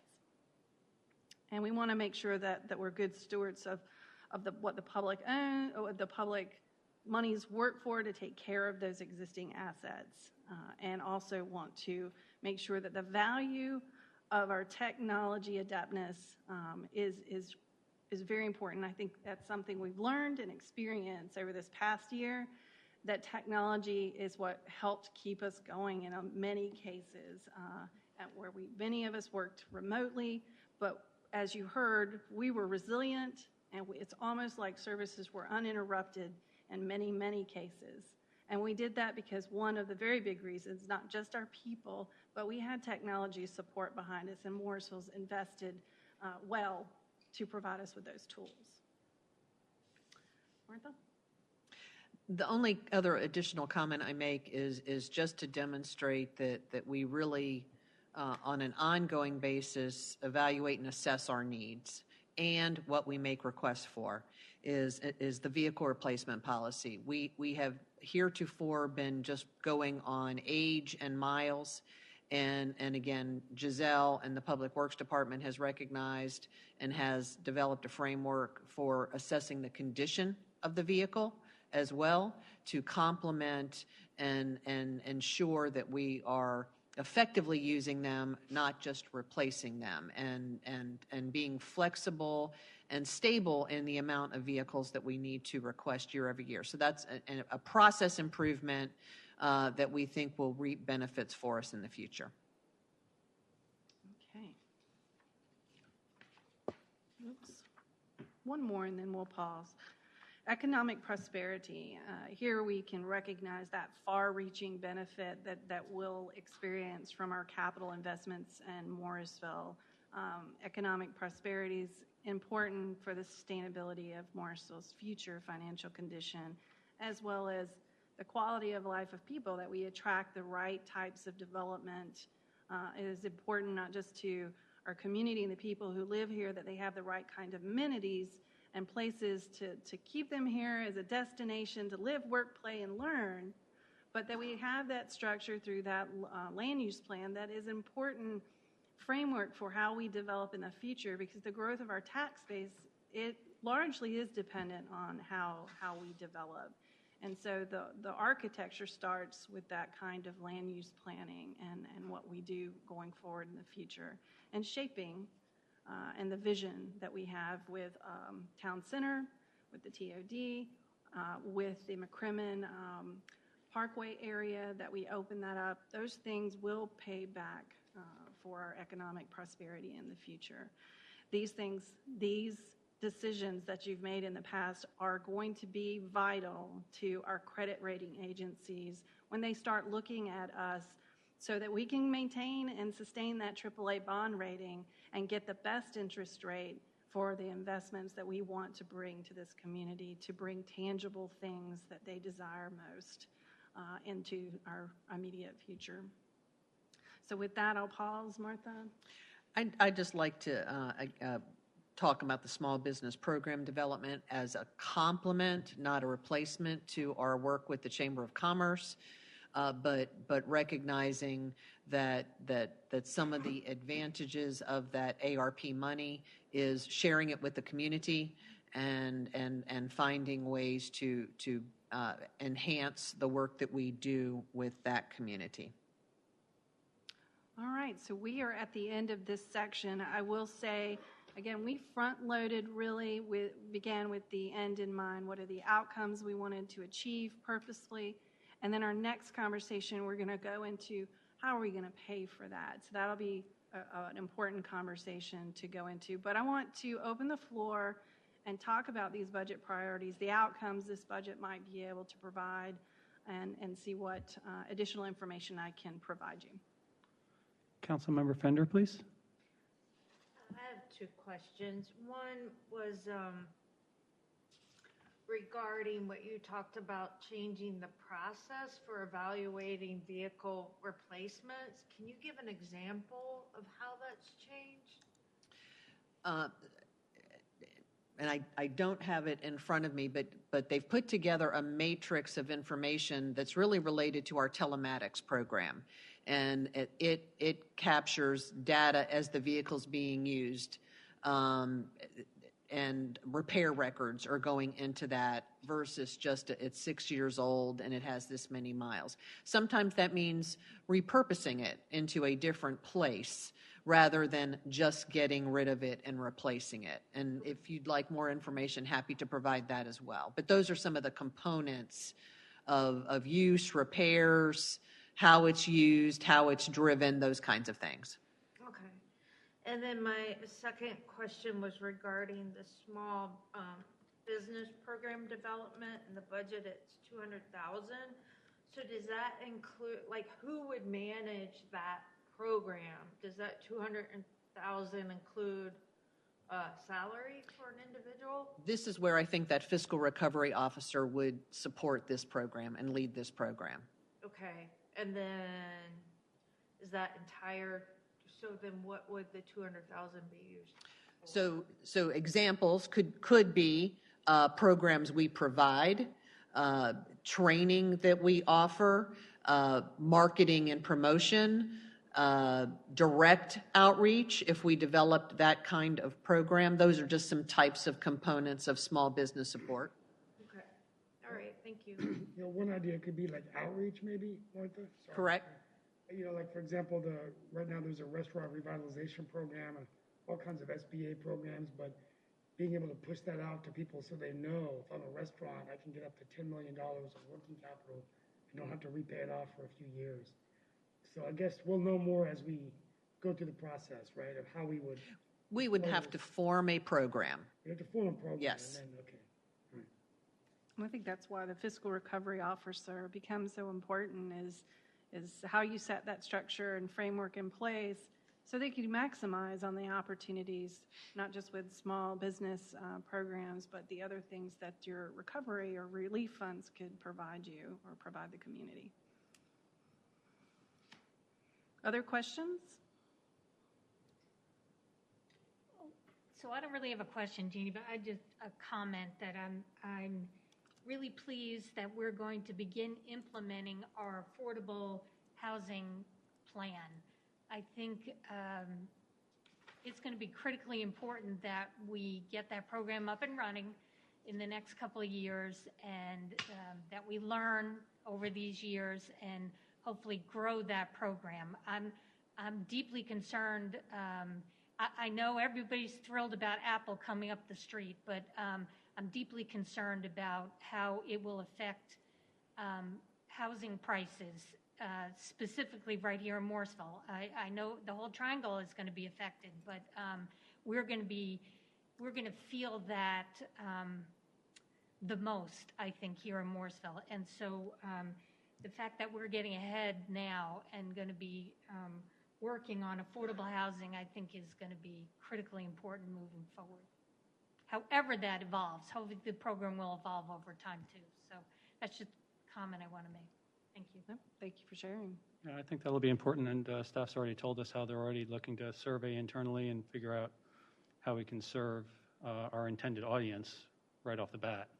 So I'm hoping it happens sooner rather than later, and these funds generally go to where they need to go rather than another study, for example. Because I think we've gone far enough that we can actually start make a difference for a lot of people in our community. Okay. Thank you. Other questions or comments? Again, putting this information out here is great.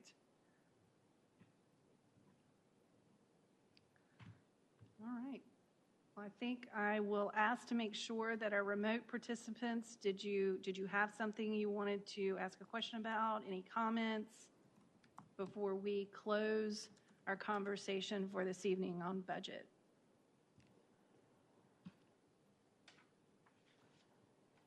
Councilmember Scroggins Johnson's good.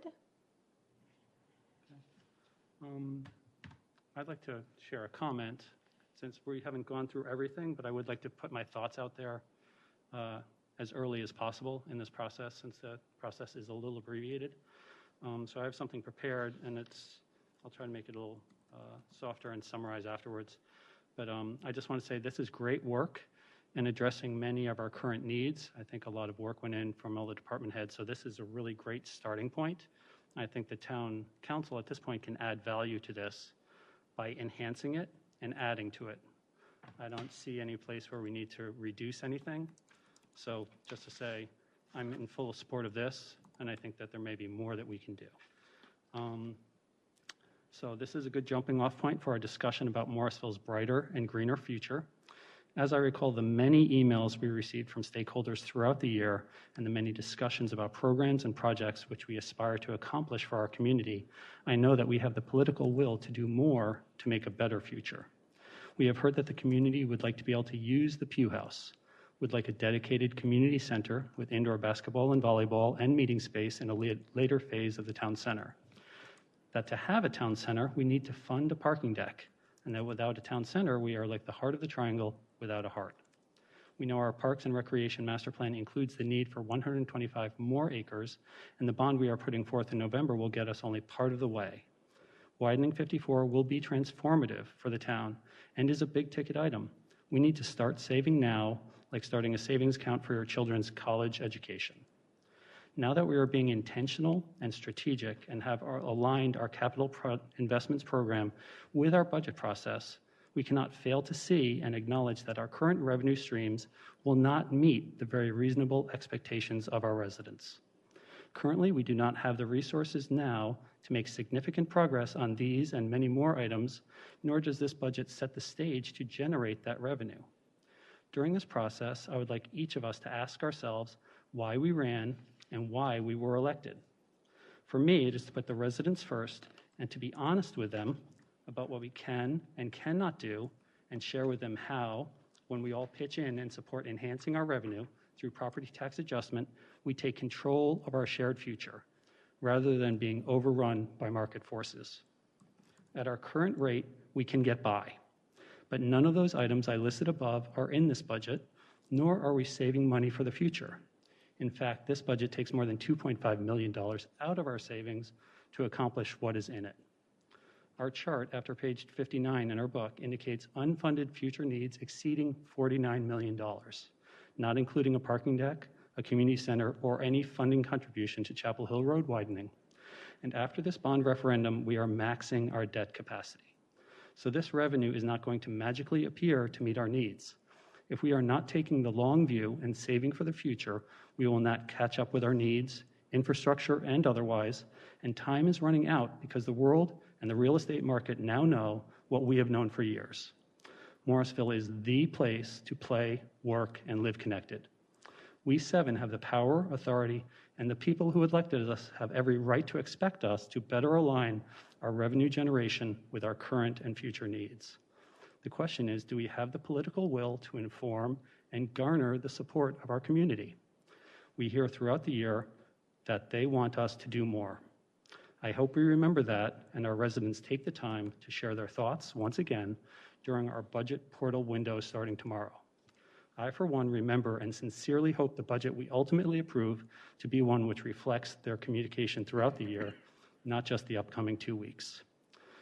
So those are my prepared remarks, but I just want to circle to the fact that there's a fiscal thought that you don't want to have any new investments without commensurate revenue generation. So we heard about how investing in our people will be a great investment of $950,000. Unless we change our revenue generation, that $950,000 is absorbed in our general fund, and that those are savings that cannot be towards a community center, new roads, the things that our community really wants. So there is no recommended adjustment to the property tax rate in this. If we want to really look to the future, we don't increase the entire budget of $42.2 million if we have a property tax adjustment that is less than the fund balance usage proposed. So that would be a way to keep more in our savings account so we could do more in the future and be more agile and flexible as needs and opportunities arise. So I wanted to put that out there, that that's something that I hope that the rest of the council will consider thinking about, and not saying that we will make the property tax the same as it is no matter what. And I would love to hear the residents' thoughts on this, and I hope that they will chime in. And if everyone says they want the property tax to stay the same and we're on the right path, that's good to know. But if people are telling us that they want more done and they want more progress, we need to hear that so that we know. So it's early in the process. I wanted to put that out there. And thank you for listening. Others, before we move to the other topic that's on our agenda tonight? Final thoughts? No? Okay. I thank you very much for listening to Martha and I as we passed off presenting the top opening with the overview and presenting the first two topics on our list. So I look forward to the next conversation, and I'll turn it back over to you, Mayor. Okay, thank you very much. Speaking for all of us, we really appreciate all the hard work that your team has done to get us to this point. It's a really good budget. And even if it was passed as is, it's going to take us into a better future. So thank you very much for that. Thank you. We have one closed session this evening to discuss the land acquisition of real property by purchase, option, exchange, or lease. At this time, I would ask for a motion to enter into closed session. Mayor, I move us into closed session. Pursuant to North Carolina Statute 143.318-11A5, I move that we go into closed session to discuss a real property acquisition matter. Okay, I have a motion, Second. and I have a second. I want to let everyone know that there is no public business to be done after this closed session, so thank you for watching this meeting of the Morrisville Town Council. We hope you plan to join us again. Please feel free to email your town council members at towncouncil@townofmorrisville.org or visit www.townofmorrisville.org/council for additional contact information. At this time, I'd ask our town clerk to take our roll call vote on moving into the closed session, please. Councilmember Fender. Aye. Councilmember Garamella. Aye. Councilmember Rao. Aye. Councilmember Robati. Aye. Councilmember Scroggins Johnson. Aye. Mayor Pro Tem Johnson. Aye. Mayor Cawley. Aye. Motion to enter closed session passes unanimously. Thank you. It is 8:24. We are in closed session. I'd request that council exit the Teams meeting and enter the closed session via the separate Teams link invitation that they received via email. Thank you all for joining us. We're going to take a 5-minute break at this time. We'll reconvene at 8:30.